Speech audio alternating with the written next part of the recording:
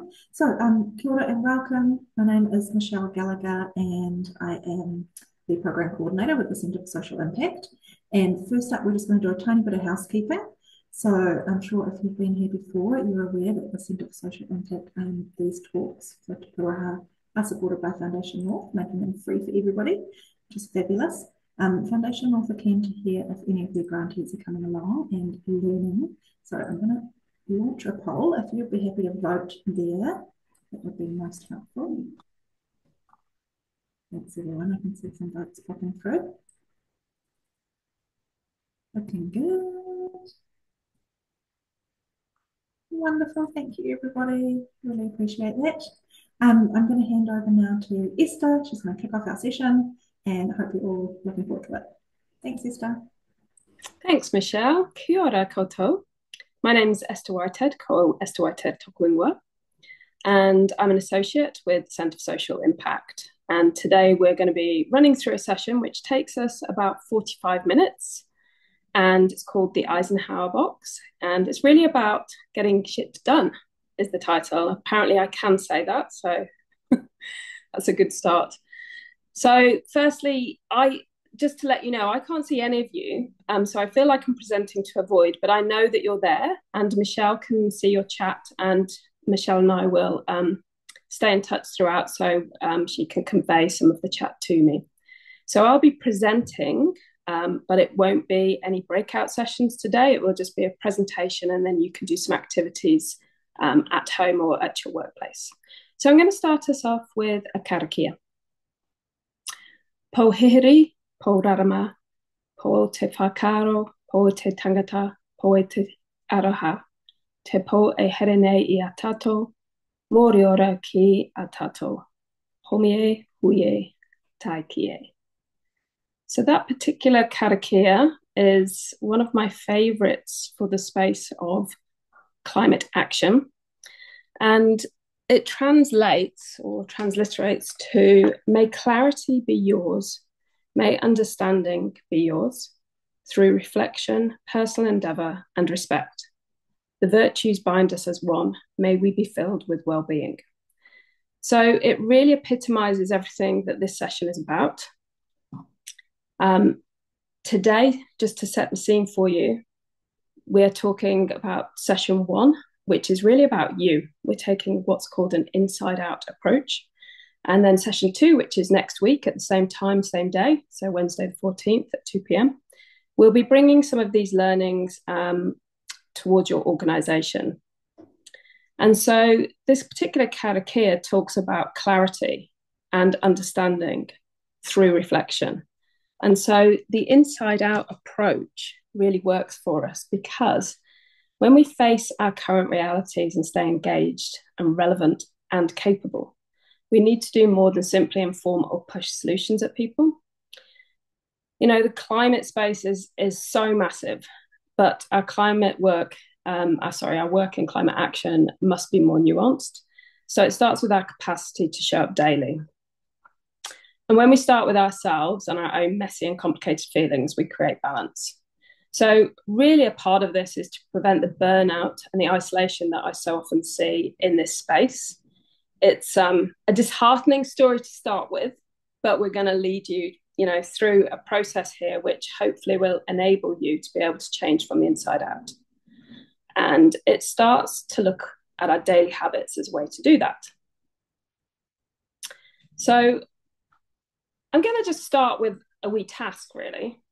So you're going to need a pen and paper if you don't have one. We're going old school today. So if you don't have one, quickly go and grab one. And essentially, I want you to either look at a to-do list if you already have one that you started the day with. You may be a person that doesn't use to-do lists. And if you don't have one, I actually want you to take a moment to jot down a few things that perhaps you need to do today or maybe tomorrow now. So whilst you're doing that, I realise that you're thinking about yourself, but I'm just going to talk through some of mine. You can see my list, and you can therefore see how exciting my life is. So I have on my list bike to work, my monthly accounts, emails, prepping this presentation and delivering it, writing a submission, food shopping, calling solar panel company, a meeting with MFE after this, some exercise, hopefully, cooking dinner, my son's rugby, and I really need to vacuum the house. So, hey, there are some of my things. Now, this is just a regular to-do list. It's not related to climate action, and I'm going to bring that piece in a little bit later. So what I would like you to do is maybe just give me a heads up, because I can't see you, and just if you've been able to write a few of your things down, your to-do things down, just say yes in the chat, and I can get a sense from Michelle if that's happening. Yeah, I've got a few yeses coming through. Okay. So your to-do list essentially can be, as I say, personal, but it could be very specific to work. I'm just highlighting my personal ones for the sake of easiness today. It's just a bit more pragmatic. So we're going to be looking at what's called the Eisenhower Box, and it was Eisenhower's strategy for organising his tasks, apparently. And it focuses around the 4 Ds. So the 4 Ds are do, decide, delegate, and delete. I've changed delete to ditched because I feel that ditch is kind of slightly less permanent, and also because I always want to prioritise,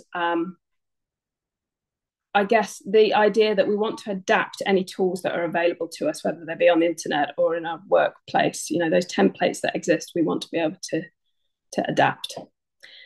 And this session is going to focus on how you can prioritise some of your actions against your own values and perspectives.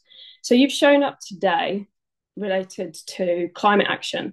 So that's either something which is an intrinsic value of yours, or it might be something that's been delegated to you in the workplace and then now falls on your shoulders. So some of these things will work really well for you, and others you will need to adapt. But what we do know is that a lot of the areas of actions in our lives come from some of those big, hairy goals, some of the big things, the big decisions in life. And they definitely align to our values. So that's the difference with this to-do list and this matrix. Importantly, it does have the opportunity to surrender or delete. So I'm just going to talk through this for a moment, because all of us are on a journey through uncertain times. With climate change, we know a lot. There is some certainty about the future. We do know that it's warming, and we do know that climate impacts increase in intensity and frequency. But that doesn't really help us navigate. And so the challenge that I see in the community groups that I work with, in the council that I work with, I know some of even my neighbours are on this presentation. Some of the challenges that we face don't fit into some kind of linear objective. And I'll speak to my own experience throughout this presentation. So my particular journey has looked very much like this.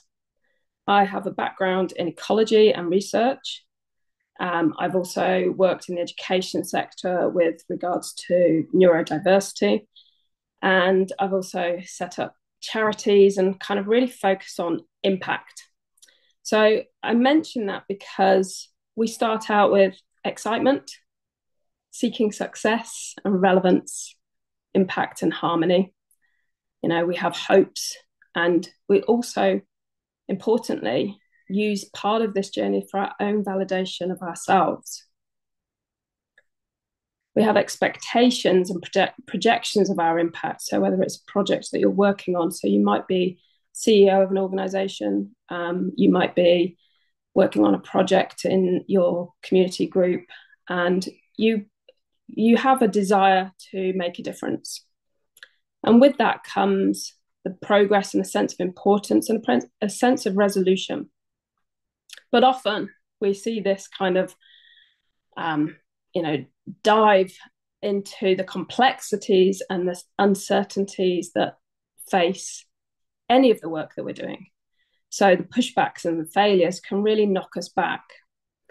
And this really is just about saying we're all on this journey. So when we reach these troughs at times, we feel completely overwhelmed and immobilized due to disappointment or depression or some form of disillusionment.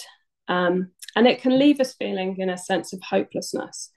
So really the aim here is that we recognize that there's uncertainty, and the goal is here on the right side, seeking this comfort with uncertainty.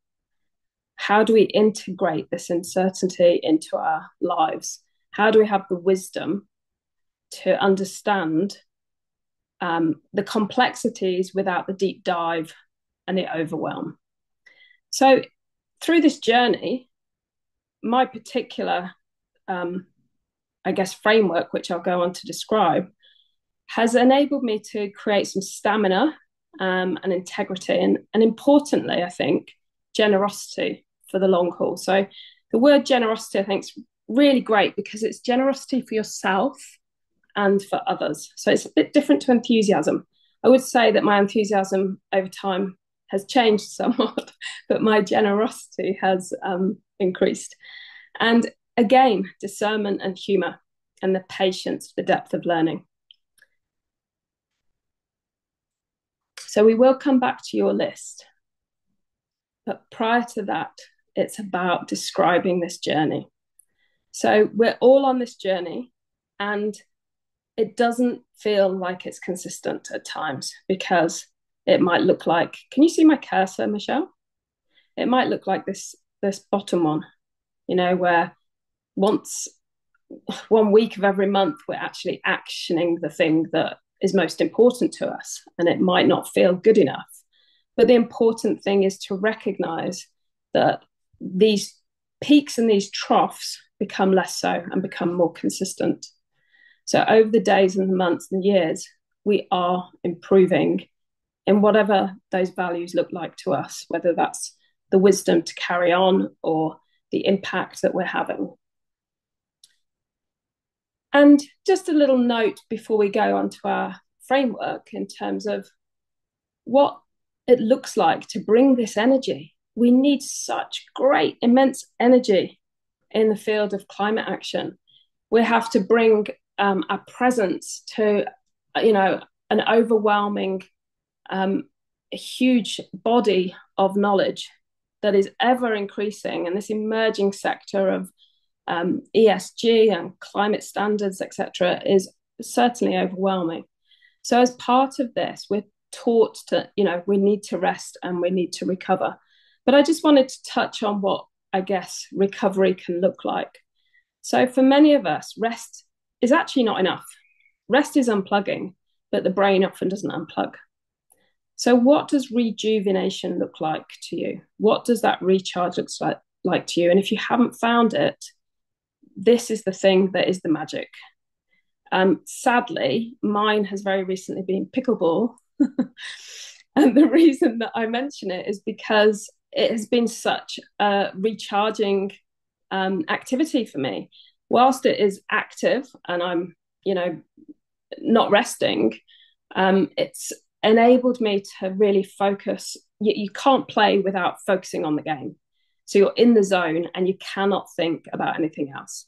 So for a lot of people in the climate space, we do overthink because there's so many problems to solve. So this is very personal, and I share it with you because the second thing that I want you to do is create a little mind map. Now, what I'm sharing with you here looks a bit complex, so I'm just going to talk you through it.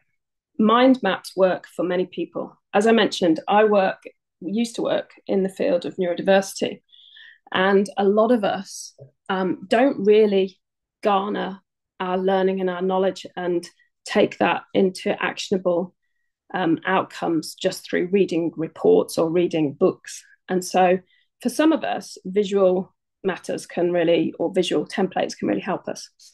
So this is my map about my well-being. We're here today because we're looking at an inside-out approach. Our well-being and our boundaries can set us up for leading really good practice in climate action or other areas. So for my well-being, I have to focus on mental health, gut health, and what I call heart center. So my drawing is particularly bad. of gut health. It is my gut. And my drawing of mental health is the connection between my gut and my brain, which many of us know about. Often in the field of ecology, we actually talk about the health of the microbiome is exactly like the health of our ecosystems on the planet. So it's about the fact that we need diversity in our gut. We need the diversity to bring the balance of health. So for me, my well-being is central to be able to deliver on kaupapa. And if I don't look after this, then I might, like any of us, the balance is somewhat lost.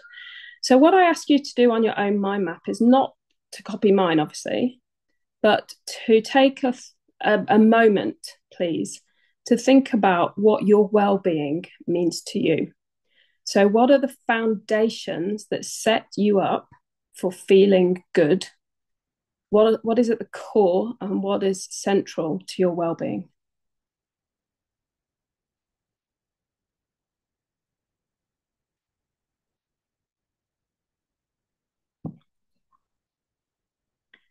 Now, I don't imagine that today during this presentation, this would be your final mind map. I think you will revisit it.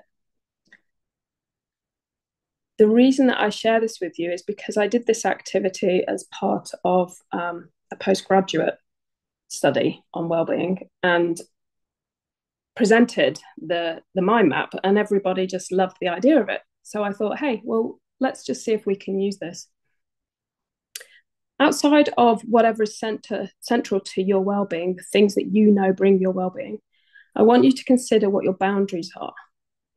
So for me, what I mean by this is if I don't protect my boundaries or I overstep my boundaries, I will affect my well-being. So for me, my boundaries are connected to my values, but also in particular to this presentation, to climate action. So to give you an example, outside of my boundaries, I've got some values, and look, these aren't all of my values by any means, but there are some that are important to my mahi. So for example, building the mana of others in climate space is really important. So providing the capability for others to do their work and to look after themselves could be part of that.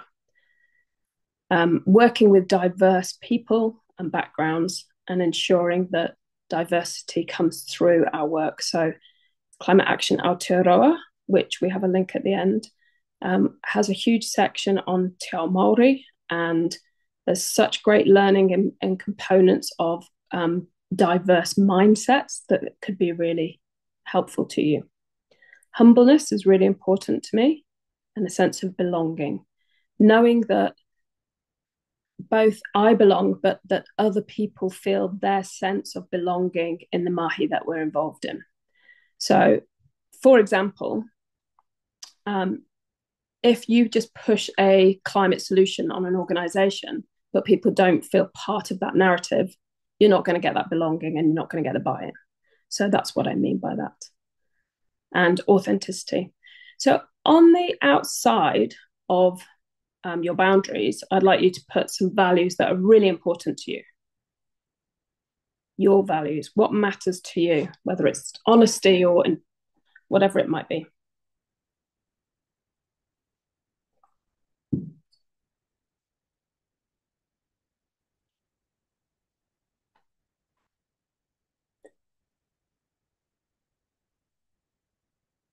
So making a connection to values between your well-being and the work that you do outside of this is where the magic happens. So my story, for example, on that journey of the roller coaster, shall we say, that I showed you before, was that I was driven by this intrinsic need to do more locally around climate action. So I set up a charity and I set up food rescue and I went all out, and I overstepped a number of my boundaries. One of them was time with my family, and another one was self-care for my well-being, making sure that I had time to look after myself, etc. And essentially what that did is it taught me a lot. It was through the I guess the burnout that I discovered how to take care of my boundaries, which is true for most people. So over here, what we've got is, for me, my values, everything stems from like a co-papa-driven approach. And so this could be, many of you will be familiar with Simon Sinek, and that's really about starting with the why, looking at how we can do it, and then what outcomes we can achieve. So that's central to how I actually approach the work that I do. And then it's about looking at aspects that we can use within the roles that we have, which will be useful for action-based outcomes. So I have identified for me that, I'll start over here, that doing the mahi is really important to me, but I have to be careful not to do too much. Otherwise it will affect my health. I have to be able to see some kind of meaningful impact, and I have to be able to tell that story, because some of my roles are within the community. So the ability to be persuasive is important. So for you on your mind map, what I want you to think about is what actions you can drive and what they look like. So let's just remember that not everything is something that you have to do. You don't need to put that pressure on yourself. It could be a form of advocacy, for example. It could be a form of storytelling. It could be actually doing the mahi on the ground, the grassroots stuff, the planting trees, the waterways, or whatever it is you're passionate about. Okay, so what we're going to do now is we're going to come back to some of where we started, which is the do, decide, or delegate and ditch. So Eisenhower's strategy was really about using the decision matrix to separate some of your actions. So the do category is about urgent and important tasks. The decide category could be some of these life decisions that we mentioned. The urgent but not important are things that you can delegate. I think most of us don't do this well enough. And the neither urgent nor important, but can quite often be things that constantly play on your mind, can potentially go into the ditch. It doesn't mean you don't care about them. It just means that you don't have the capacity. So what's really important here is perspective. So everything in climate space is urgent and important, right? Everything. And I think that's what trips us up, is that we think we have to do all of it now. And you essentially can't lump it all there. You have to surrender some of them. So here's an example of my Eisenhower box from that list that I started with. So if you can take your paper and just draw a cross on it and create your own little matrix, your do, decide, delegate, and ditch.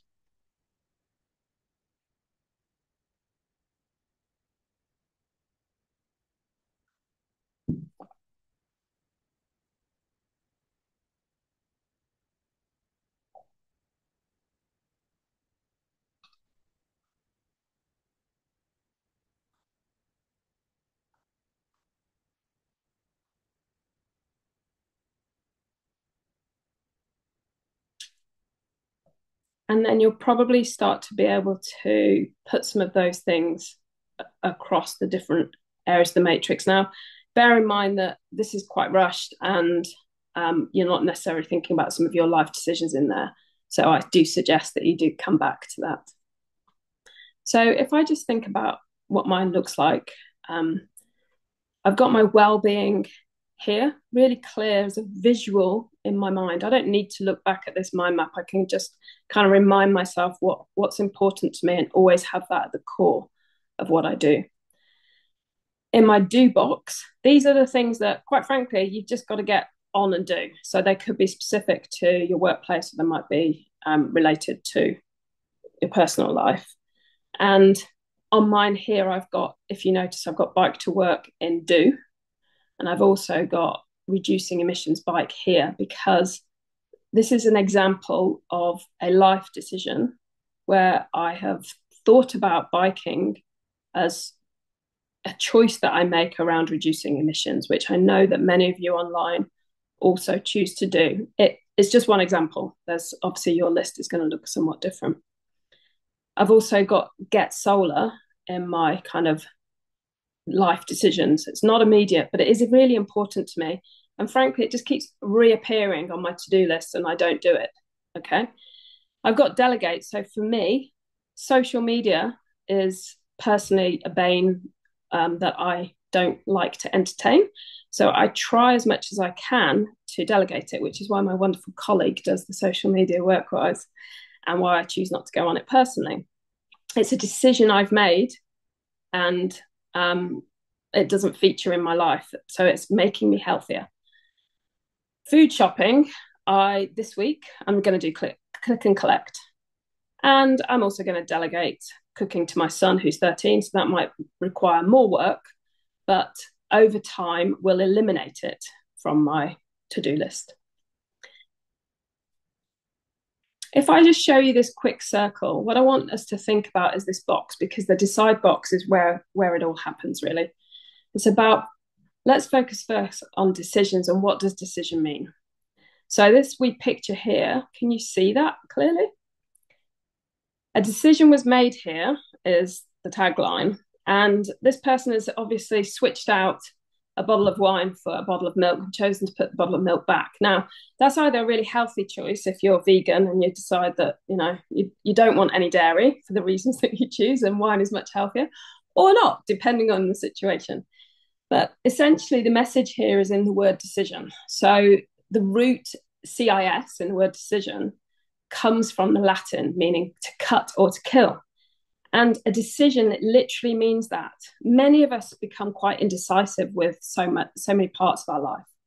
But actually, you're cutting off all possibilities except for one.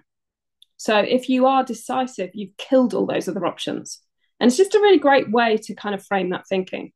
So the reason I talked about biking is because I have tried, and I realize that not everybody can do this. So this is just one example.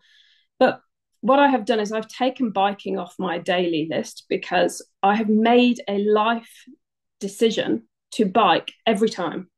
So I've invested in the gear. I just had a conversation with Shal about this before, how ridiculous I look in my balaclava and my big gloves. But importantly, it's about making that decision so that it cuts off the angst of having to make that decision every other time.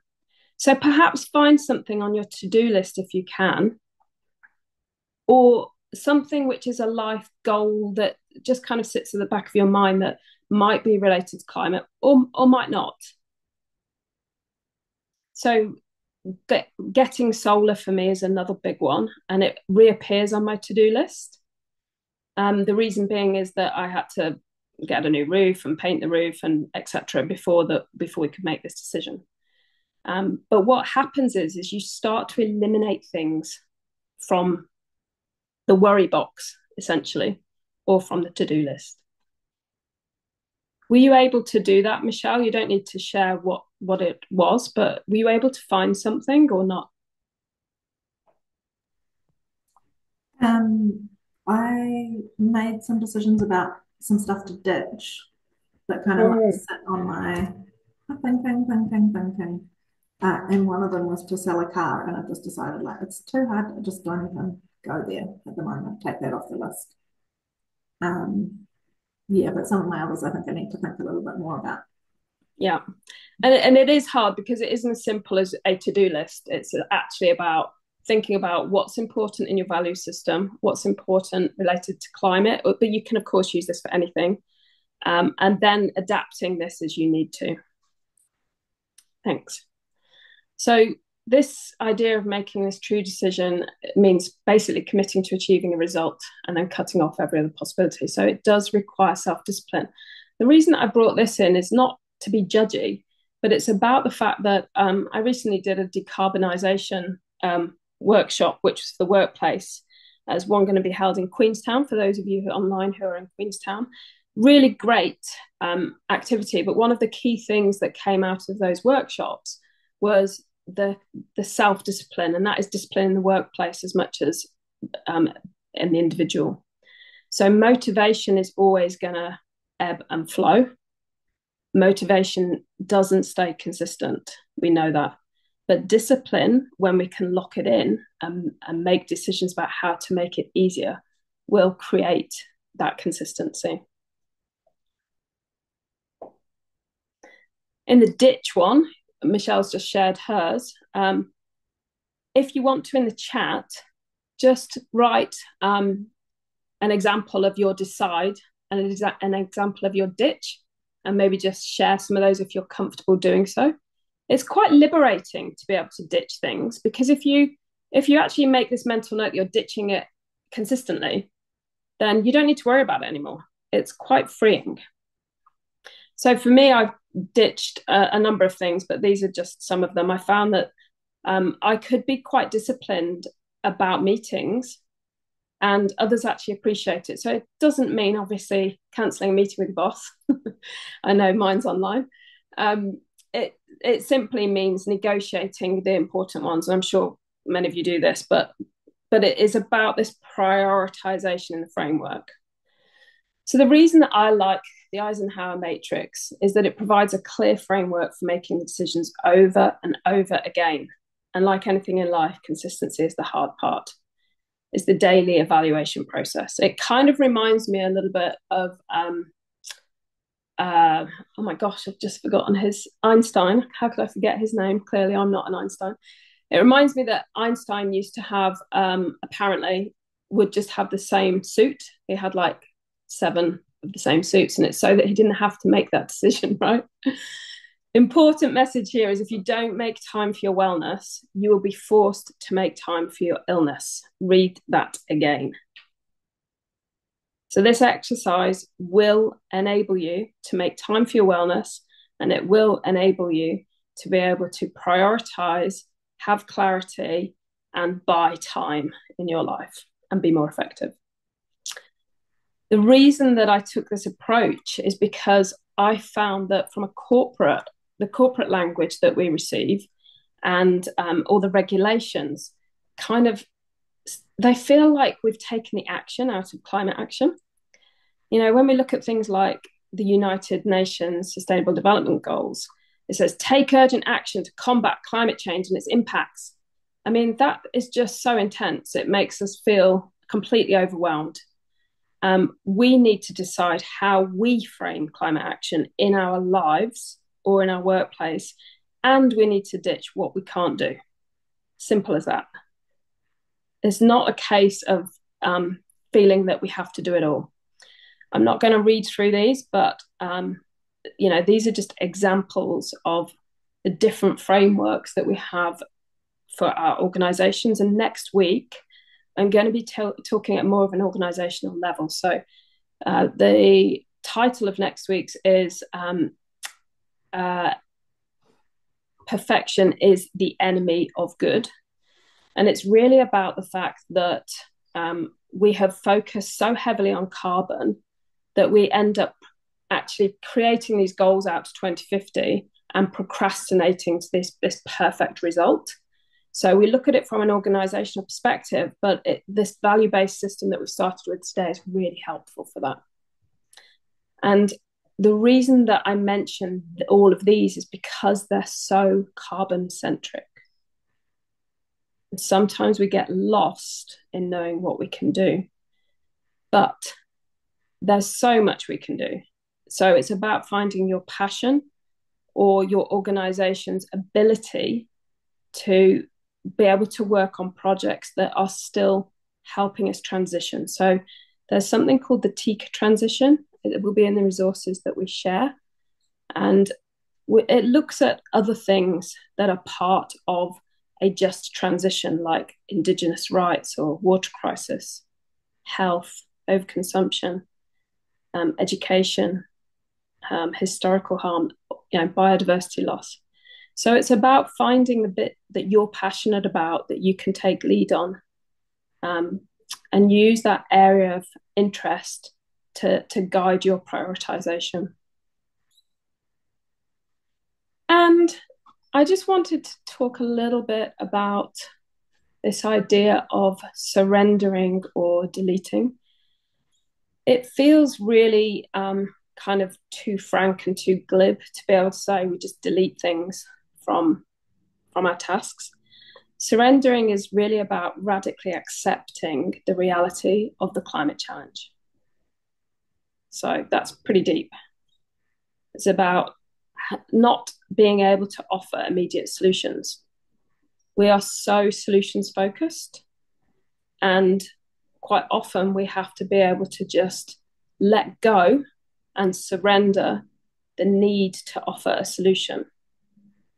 So we must basically reintroduce our capacity to be able to surrender or ditch, even if it's just for a while.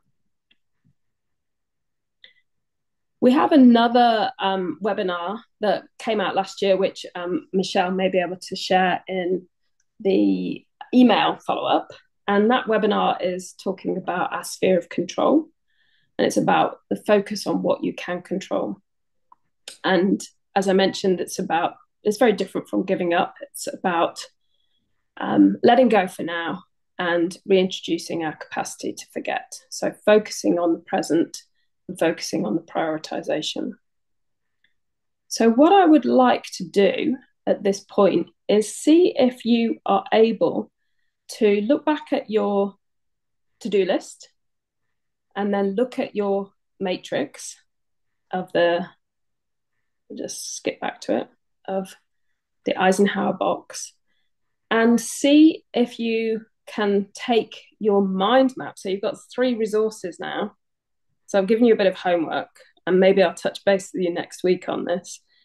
But to see if you can make a link between these 3 things, because the mind map is not something that we do, but we do each, create lists and hold a lot of worry or anxiety.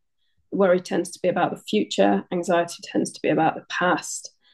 And what we want to do is hold this in a matrix or a space where we can kind of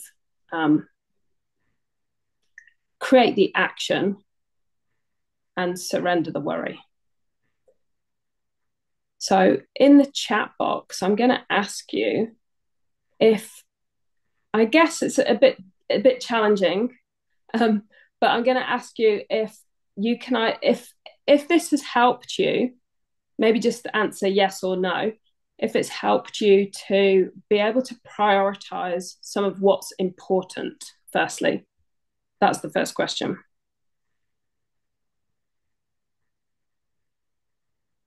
Some yeses coming through. 100%. Feel free to say no if it hasn't. We love to hear all feedback. Yeah, it's not going to be for everyone, that's for sure. And I realise as well, you need to take a bit of time on this. So I'd suggest that you spend 45 minutes at a time when it's convenient to do this and think it through. Yeah. This will be recorded as well for anybody to look back at if they need to. Somebody said they weren't able to ditch anything because everything feels necessary. Okay. So that's where I was at, particularly in the climate space. And I think that's the wisdom that comes over time with trying to figure out how to prioritize. It's a real deep skill. Okay. Another comment, sorry, Esther, this one's quite good, is delegating is really hard if there's no one there to delegate to. Yeah. So that's a really good point. It was something that I was thinking about, actually. And I think, again, these frameworks need to be adapted because it says delegate. But what I was thinking about that, and for this person, I don't know, obviously, their circumstance. But often we organisationally or even in our families, we might not be able to delegate. But there might be aspects where we can collaborate. And it's a slightly different framing. But sometimes we actually validate ourselves too much, and we do not need to be the person doing it all.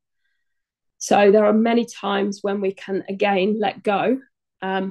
Or really, the simple example that I chose was click and collect. And look, I know that's a really silly example, but I don't have anyone to delegate that to. So I just need to make it easier. So you've got to be a bit creative in your thinking about what you can ditch and what you can delegate. And it's a huge exercise. The other thing is that if you're here with colleagues or you take this back to colleagues, you could actually put some of your things in your work program and use it as a discussion tool. It might not be an end goal, but it could be a discussion tool to start thinking about maybe there is stuff in our work program that we don't need anymore. Maybe we do need to look at reprioritizing it. So on this last page here, we've just got a few resources that you can look to, and these will be shared out, so you don't need to type in all the links yourself. So Michelle will be sharing these tomorrow.